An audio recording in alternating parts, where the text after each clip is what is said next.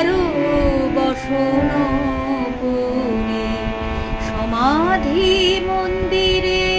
ও মা কি তুমি গো একা বসে অভয় পদকমলে প্রেমের বিজলি খেলে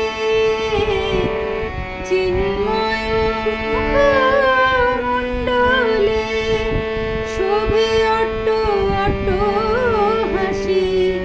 কালী যদি ধ্যান ধরে ওই গিরি গুহাবাসী